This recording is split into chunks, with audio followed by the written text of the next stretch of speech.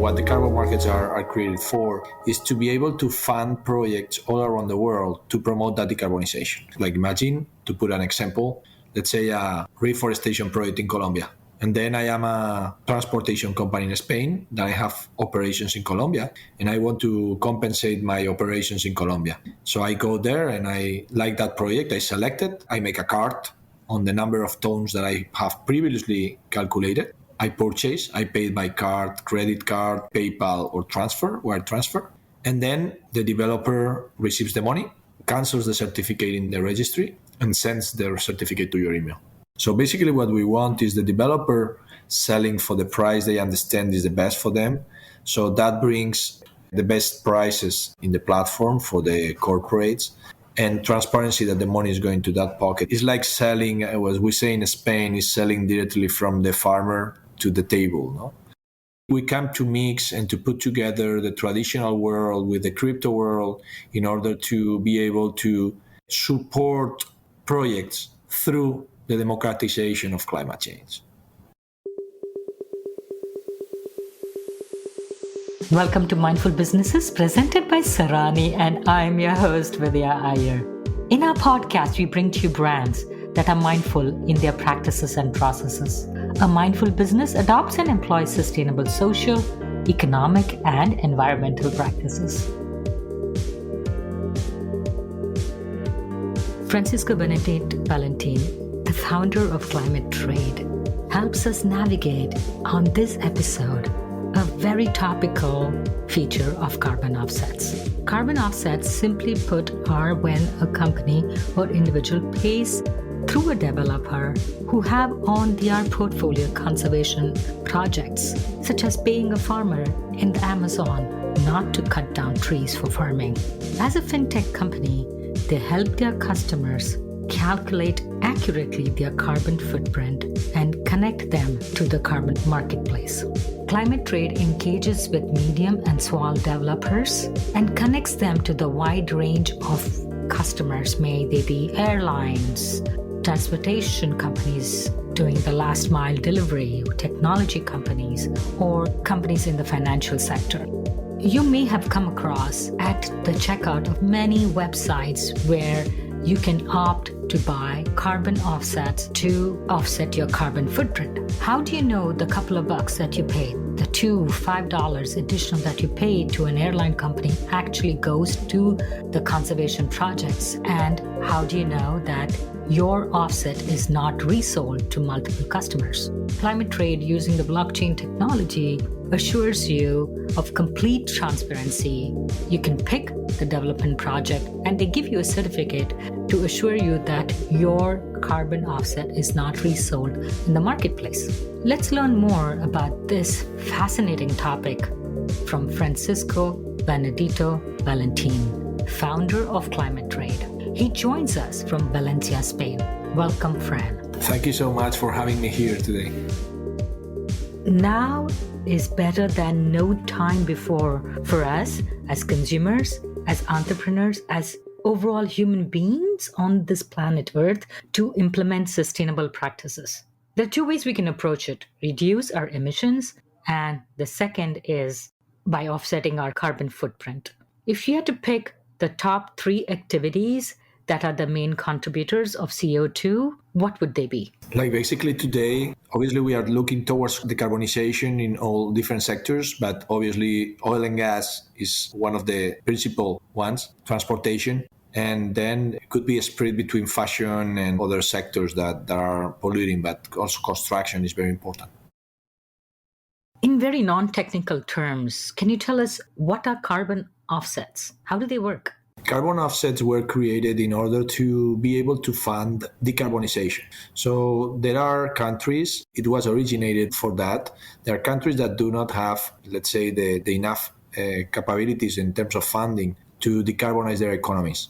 So there are companies all around the world and governments that need to achieve carbon neutrality, and now with the Paris Agreement achieving net zero. So basically, what we are doing is, what the carbon markets are created for, is to be able to fund projects all around the world to promote that decarbonization.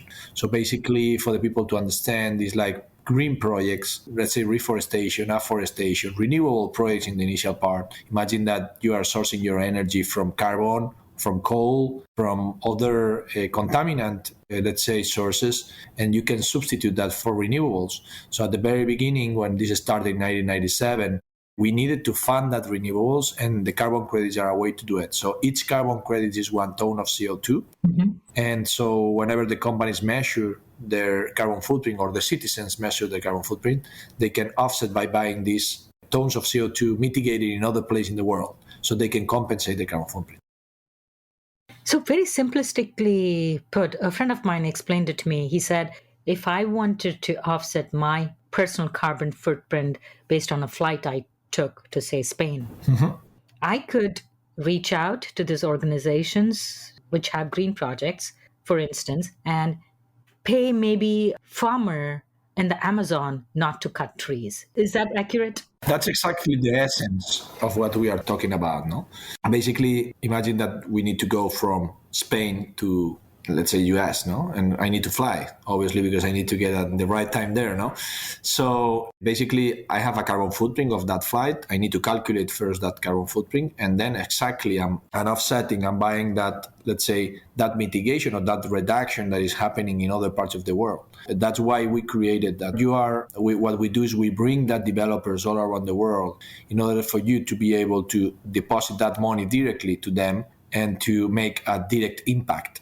I mean, so you have transparency and traceability that your funds are going towards directly to the projects. So you have full transparency and traceability of where your funds are going, so you know that you are generating an impact. That's what we have to do, no? How do you find these projects? Where we source them from, I mean, we've been working on this with the part of the team we are is people with more than 15 years experience, each of them on this. We've been working with developers all around the world, big corporations that also, let's say, renewable corporations or companies that, aside of their pure business, they have that type of projects that are more environmental friendly, to say somehow, that generate impact. And we engage with these companies, medium-sized developers, even small developers that imagine that they were before selling wood, and now they decided not to sell wood and just to make a conservation project and keep their forest without being cut. No? And they develop this project and issue the credits that then we sell to third parties. Really difficult part of this equation is measurement. How do you measure it? It's not that difficult. I mean, basically, it is more complicated when there is a big conglomerate or corporation that has a lot of operations and different sources of carbon, let's say of footprint. No, basically, there are, depending on the sector, and there are 3 scopes. Always scope 1, scope 2, scope 3. The one is regarding your own operations. Imagine oil and gas, let's say extraction, would be scope 1. And second, scope 2 is regarding energy consumption. Imagine the energy you are consuming in your offices. That would be in your scope 2, because it has a carbon footprint. You are burning fossil fuels or not, depending on that. You have one footprint or other. And the third one is depending of your, I like to call it third parties, your providers, your customers, and your employees. And that's the scope 3. So then you have to measure all that in order to see which is your carbon footprint. If your providers are not carbon neutral, you will have to put that on your balance as a company. No? And in terms of citizens, it is very easy. I mean, you have to see your energy consumption, your transportation, your recycle or don't recycle, your diet, many things that you have to measure in order to that. But there are calculators to do that. Let our listeners know who would be a typical customer for ClimateTrade. ClimateTrade is working with a wide array of companies throughout the world. We work with the financial sector, banks. We work with transportation, not only trucks and physical transportation, and also last mile transportation, cargo shipping. And we have airlines as a customers. And imagine, for example, we have, when I told, we work with telco companies, telecommunication companies also. But through these companies, we go also to the end user. No? For example, we don't only do B2B. I mean, we don't only sell to that corporations, but also they want to offer their products and services carbon neutral. So with our technology, we are capable to sell phones carbon neutral. So you can offset when you buy a phone or an electronic. Even when you go to put gas in your car in the gas station, you are able to compensate that exact refilling of your car. Or even when you go to a bank and you can offset your purchases with your credit card monthly. So to clarify, say I'm Shell Corporation, I can offset my carbon footprint by using ClimateTrade. And as a consumer, when I go to fill gas, I can also offset my consumption. Yes, because at the end you are deciding to drive a diesel car or a petrol car. So if you are conscious about the environment and you say, okay, I have this car, I'm not driving an electric car or a hydrogen car, I'm driving a diesel car, but still I don't want to pollute. I mean, you are polluting with your car, so I decide to offset that pollution that I'm emitting by, let's say, putting a small part of that carbon that I'm emitting, so I compensate in projects all around the world, so I'm not doing that harm to the environment. So I decide to use your platform. So what is the credit risk that ClimateTrade is taking? Like basically, if you use our platform, you are buying directly from the developers. We are not buying and selling to you. I mean, the good part is that we put in front of each other companies with the developers all around the world. So we just get a fee per the transaction you do. And basically we don't take credit risk on that. So you registered in the US and other countries that you operate in? We operate internationally. And so what we do is the developer uploads the project in ClimateTrade. They showcase their project. Like imagine, to put an example, let's say a reforestation project in Colombia. And then I am a transportation company in Spain that I have operations in Colombia, and I want to compensate my operations in Colombia. So I go there and I like that project, I select it, I make a card on the number of tons that I have previously calculated. I purchase, I pay by card, credit card, PayPal, or wire transfer. And then the developer receives the money, cancels the certificate in the registry, and sends their certificate to your email. So how do you ensure that this specific project does not fail? Basically, we make an extra due diligence of every project that is uploaded to the platform. We don't allow everyone. We make a validation of the projects that want to be in our platform. So basically, we know the developers. We make a KYC and due diligence that developer is the owner of that project that is being uploaded in ClimateTrade. And then we secure that credits are really under their name in the registries. We have accounts, obviously, in the registries. Mm-hmm. And then whenever they upload it, we know that they have that amount they are selling. And obviously, they don't receive the transfer until they provide the certificates. There are carbon exchanges all around the world, right? Mm-hmm. Explain to our listeners, how do carbon exchanges operate? Well, there are different types, no? Until now, normally the market was being operated by brokers, and still it is. In most of the percentage of the operations in the world are managed by brokers. So basically the carbon markets that are around the world are more trading platforms and are being used mainly by brokers that they then sell to the corporations like the traditional way. What we brought are two innovations, no? I mean, the added value of showcasing projects with marketing materials. I mean, you can see the project where you want to select for your company in order to offset. Mm-hmm. So it is not just a number of the number of tons and that one project has. It is more detailed information about what you are buying. And second, we provide blockchain technology in order to provide transparency and traceability where the money is going. You know that it goes to the developer and how much it goes to the developer, because it's not about only offsetting. It's about generating positive impact and generating the right price for the developer. Because if not, maybe he cannot maintain their operations, and then we are not doing any good for the planet because they won't be able to maintain properly the project or generate new projects.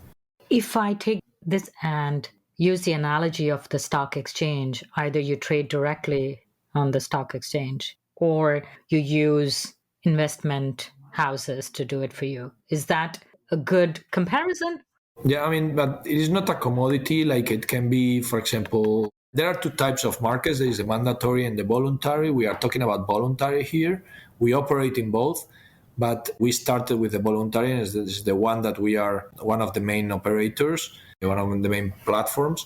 So basically, in the voluntary market, there are projects that are uploaded, no? And it is not just like we are not buying shares of Tesla and that everyone is the same, no? We are buying units in a project, okay? Which, yeah, they are the same, that units, but they have particularities of depending on the year, and so each project is unique. And I mean, if you are compensating 2021 for your operations in 2021, maybe you don't want to buy one offset generated in 2003. Obviously you want to generate them. Depending on that, they have a price or other, no, more or less price, no. Also, there are particularities on the type of project there is. It's not the same value for a renewable project than a reforestation project. It's not the same the value for a project in China than in a project in the Amazonia. There are particularities, no? So it is not like a commodity that it can be like that easily sold, which normally it was, but I think that there are some intangibles in every project that need to be showcased and they need to be understood, no? Today I was talking to one of the registries and standards more important in the world, preparing one panel, and they determine all the SDGs that are in every project that give more value to that type of project, no? There's a lot of matchmaking that needs to take place, which is sort of the service that you offer. Yes, that's why we created the marketplace also, but at the same time we add value with our team. So we have a lot of expertise in the carbon markets, and we advise also in the companies which are the best offsets they need to buy in order to not only compensate, but in order to avoid the greenwashing, in order to be able to generate a positive impact and being able to communicate that positive impact they are generating to their customers. It's very relevant. Today, the consumers are prosumers, and you as a consumer, you have a lot to say in order for your company, let's say, to bring to your hands the product that you desire. And the product you desire is one product that it is not contaminant, no? Or at least every time less contaminant, no? Because obviously we have sectors that they cannot be, let's say, net zero or pure, let's say, that avoiding that contamination. Because imagine airlines. We don't have a way to transform today the airline in a sector not contaminant, because the hydrogen planes will take time to come, no? And the biofuels, the engines today cannot assume to have 100% biofuel, no? And the price of that biofuel could be too expensive for our pockets to be flying them, no? That takes time. I mean, what is important is to have common sense in terms of the companies, what they are doing.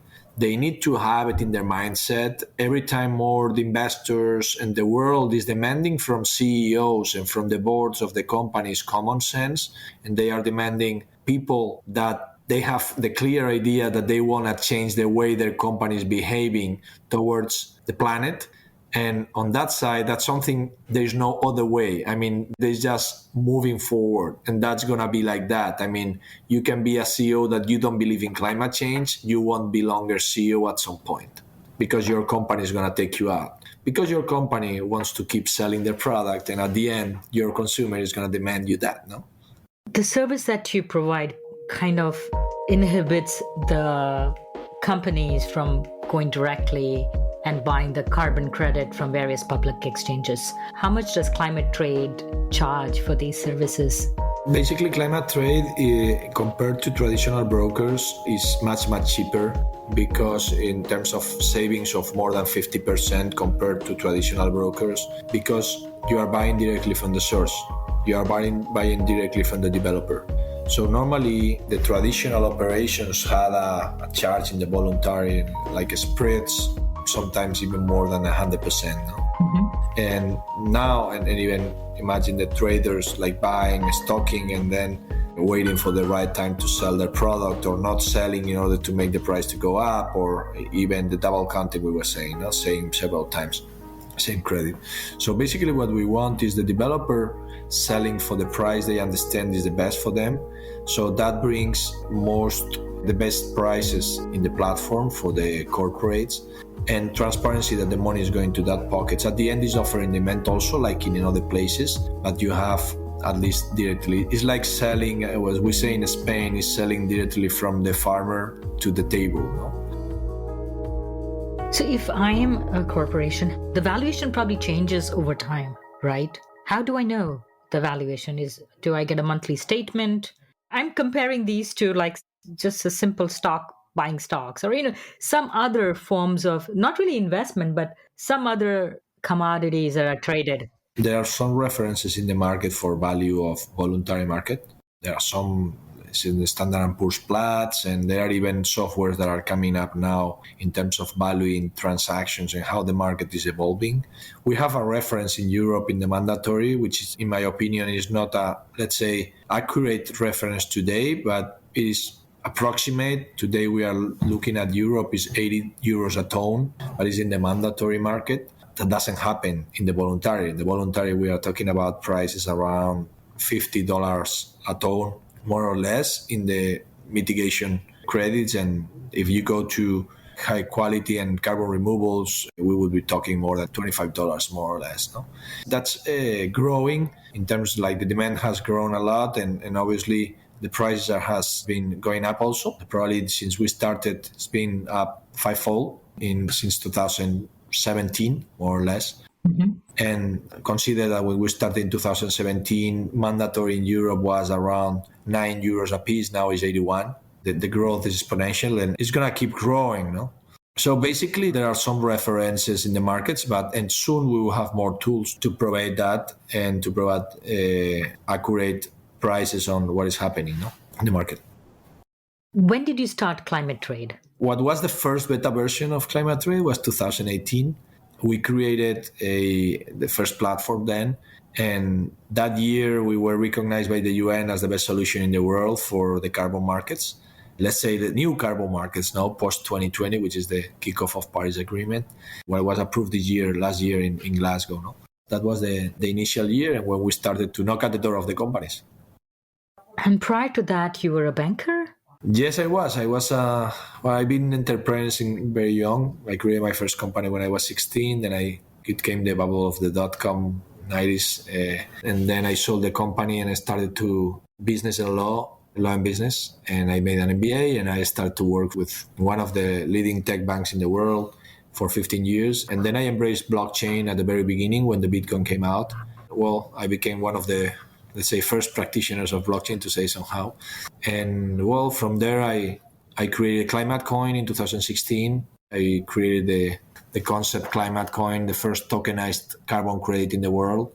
It was too early for us, but it was great because we learned a lot about what was coming. And now we are that's why we are innovating constantly in ClimateTrade. And also we have the concept and the brand of Climate Coin that we are relaunching this year in April, in the Earth Day. Yeah, that was pretty much the story. So what is Climate Coin? You said you're going to relaunch it this spring. Climate Coin is a tokenized carbon credit. So basically the people will be able to purchase a ton of CO2 and have it in their phone, in their wallet. They will be able to offset their carbon footprint thanks not only citizens, but also corporations. They will be able to offset their carbon footprint by buying Climate Coin. And at the same time, they will be able to hold it. Let's say, experiment the increase on prices on carbon over years. So Climate Coin is a way of, it has multiple applications, no? But basically will be, it is something that mixes the traditional, the most of the people are not common to, let's say, crypto, no? There's a small percentage of the world population that know, obviously everyone heard about Bitcoin, pretty much everyone, but we need to bring it to we have the brand Climate Coin and everyone can understand what a Climate Coin may be, no? We come to mix and to put together the traditional world with the crypto world in order to be able to support projects through the democratization of climate change. I see a contradiction here. Cryptocurrencies use up so much energy with their proof of work, their POWs. We don't work with proof of work. We work with proof of stake. That's why I told you the great part of being the first in the world doing this, my partners and I, is that we learn a lot. No, you can say whatever, but you will learn. You make mistakes. You have learnings. No, and so basically we've been working. We started was only Ethereum and Bitcoin, and probably another ones, Monero, and not many others, and some others. Mm-hmm. But we keep moving until we are working today with Algorand, with this proof of stake and the less polluting blockchain worldwide. We have created an algorithm that allows that blockchain to be compensated, the transactions to be compensated real time. So it's net today is carbon not yet carbon negative, but we are working to make it carbon negative. It's carbon neutral. And today we are happy to say that we use a blockchain that doesn't do the opposite whenever you use it. No, I mean, because not everyone can say that. No, so I couldn't be doing my business selling something tokenized that in the other side would be polluting more. No, I would be having to give 2 offsets, not 1. No. So explain to our listeners who are very new to the crypto world, what is proof of work first, and what is proof of stake? So let's start with, what is proof of work? Proof of work is whenever you generate a cryptocurrency, like Bitcoin, for example, there is a software that allows you to make some type of transactions, and you have to generate some algorithms, some transactions in your computer, some calculations that your computer needs to do in order to be able to issue one coin. No, that issuance of that coin is called mining. It's like if you were mining. No, that's the proof of work, because you are working to generate that. That miners that are called the people that are generating that coins, they validate the transactions on the network. Mm-hmm. So every time that you need to issue one transaction in a blockchain, you need to have a validation by a validator, no? And that generates energy, a lot of energy consumption. No? And that's because this whole process is decentralized. Yes. We don't have like a central bank doing it. Exactly. There are individuals here validating that what is given is a genuine coin. Correct. Basically, it is a system that requires a work by some validator, that some user, let's say, that later the network will validate. No, I mean, at the end is a decentralized network. For the audience to understand, I mean, blockchain is chain of blocks. No, so when you generate data and you register it in blockchain, you generate a block, and then you generate more blocks that that's what is called blockchain. No, the blockchain is a decentralized. Let's say, imagine servers all around the world spread, and all the servers has the same data registered on that servers. No, that's what we call nodes. No, that's proof of work. No, proof of stake. It is a must. You don't require that calculations to be made by all the members of that validators are working there. Why does proof of stake not require this validation? It's a new approach that what it permits, it is a distributed consensus between the network. It is not about generating that calculations to be able to issue that coin. At the end, that coin is based on another system that doesn't have to be generated that calculations, and obviously it consumes less energy. Are these validators pre-approved? That validators are pre-approved by the network, of course. Let's say that they have an algorithm that select the verificator of the next block. I mean, it is something automated. It's not that someone centralized decides who is going to be the validator. The way I look at it, I'm trying to make it easy for people who do not live in your world to understand. We had Wikipedia, which substituted the Britannica Encyclopedia, who held all the centralized knowledge. Then Wiki came along, where everybody could throw all their information. And initially, it was verified and audited and monitored by individuals all over. Now you have validators for Wikipedia. You have wiki experts who monitor different sites. Would that be a very, very simplistic example or a comparison? You can say no, but I'm just thinking. In my opinion, you could say that it's not the same. I mean, obviously, it's not in the comparison. I mean, at the end, the comparison is you had your servers in one place. It will be easily attacked, easily the data modified and erased, let's say somehow. Now you have your data in different multiple servers, let's say nodes, okay? Mm-hmm. And that data, same data is immutable because it is in the multiple servers on that blockchain. No? The public blockchain, there are public blockchains and private blockchains, and each player can imagine, I have nodes in several blockchains. So as a company, I have a node in different associations of blockchain that they have their private semi-public blockchain. But the data is, let's say, the custodian is with one server, there's another person with another server, but the data is the same that I have, it's the same data that that person has. If imagine that I have a hack, that data is not lost and that data is secure, no? And also is in order to accreditate public information and public data, and imagine registering one property, no? It can be one use case, no? For blockchain. So ClimateTrade primarily is a technology company? It is an environmental fintech, yes. I saw on your website you have an API which can be used to compute carbon offsets. So is that similar to, say, a Chrome extension that I could add, like?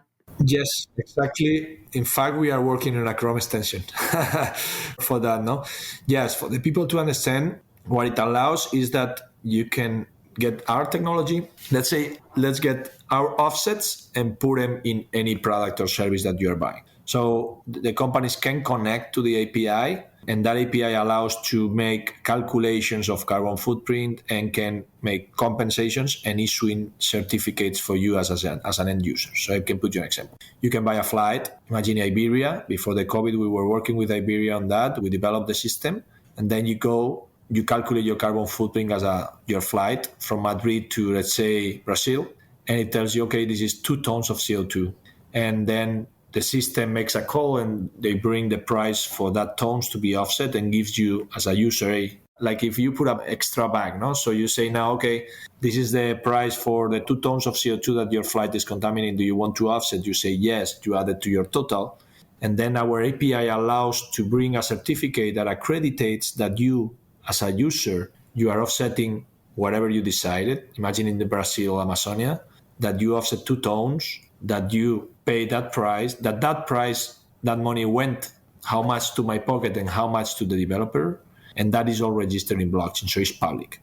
Not under your name, but it's public, the data, so you click to the link and you can see it. One of our previous guests had a product called EcoCart, which is very popular in the United States. Have you heard of them? Yes, I heard of them. How are you different than EcoCart? When you buy with EcoCart, I tried it several times. The calculation of the CO2 whatever the product I'm buying is not too accurate.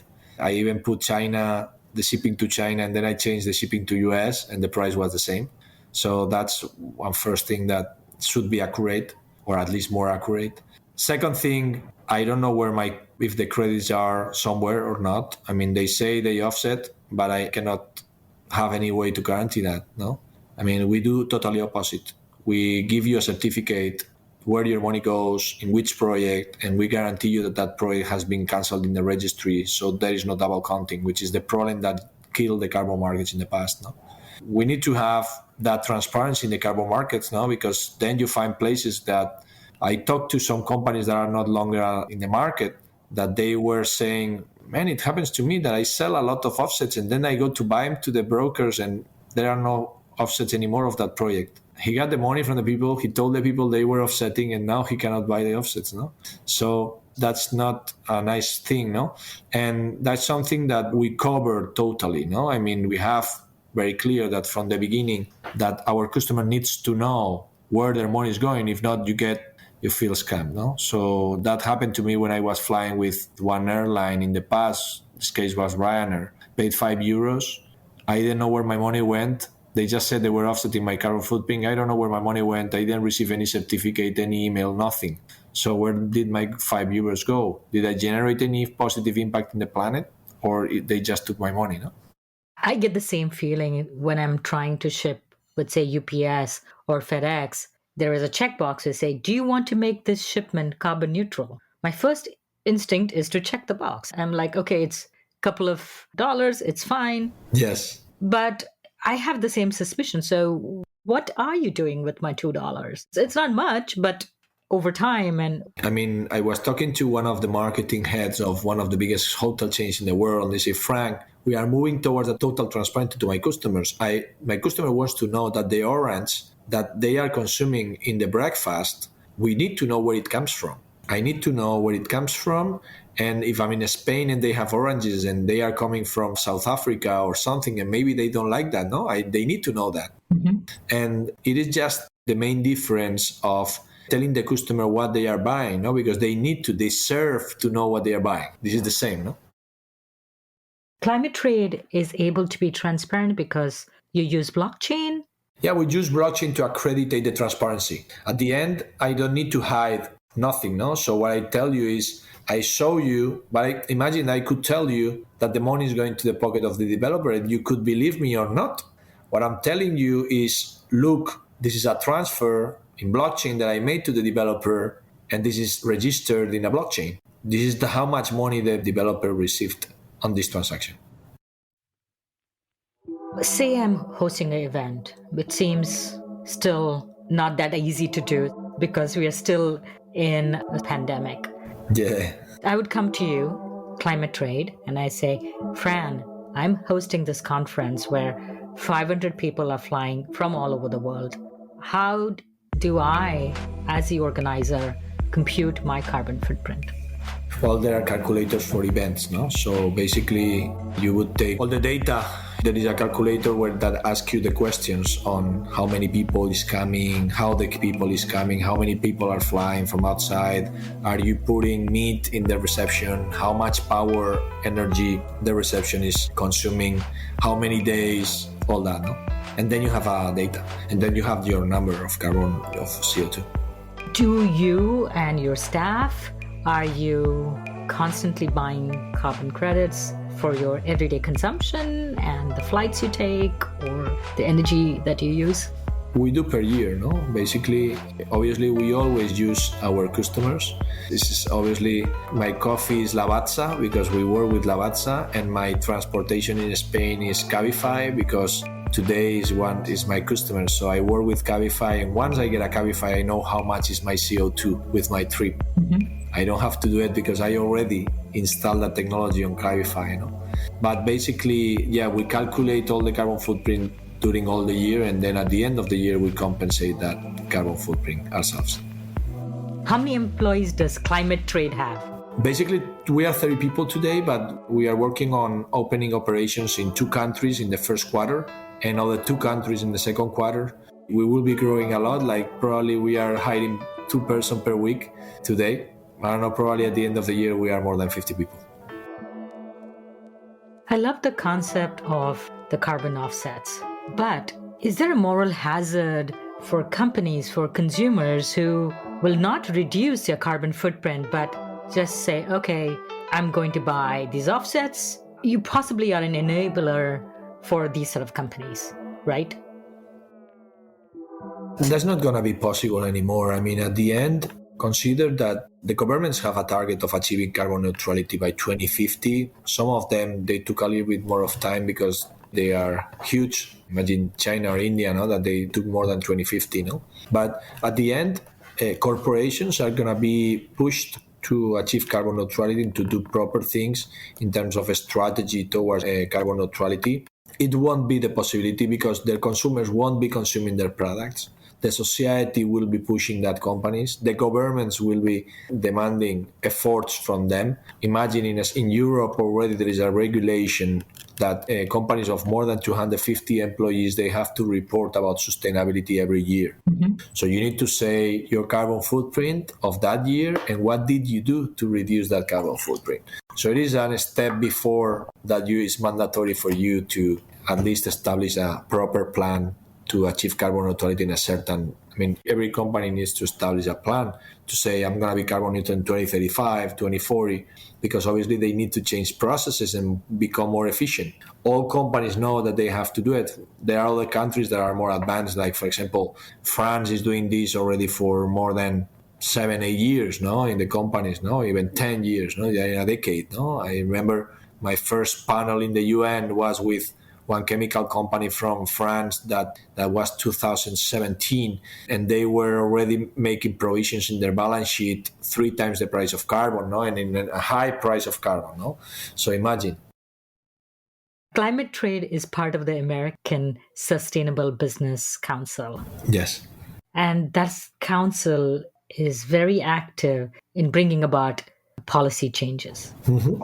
How important is it for a company to be active in bringing the policy change? How engaged should you be in this process to actually have impact? We joined last year American Sustainable Business Council. We are very proud of being part of it. American Sustainable Business Council is the most important influential organization in the climate space in the US for the companies, thousands of members. And so basically the US, it is now focused on climate change. They are putting a lot of efforts on and in a big program to decarbonize their economy, to switch to 100% renewables. And the companies now understand that, and when the United States get to work, that goes fast. And so we are very happy to be part of the organization because there are a lot of people, but there you can find the companies in their values.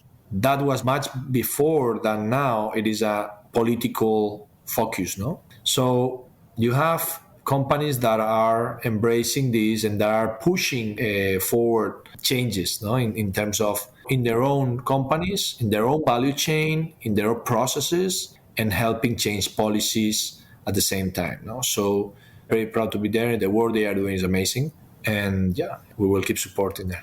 So it's great to belong to this organization with like-minded people who are trying to move the needle. What has been the impact of climate trade, if you had to quantify it, in the last 4 years, 3+ years?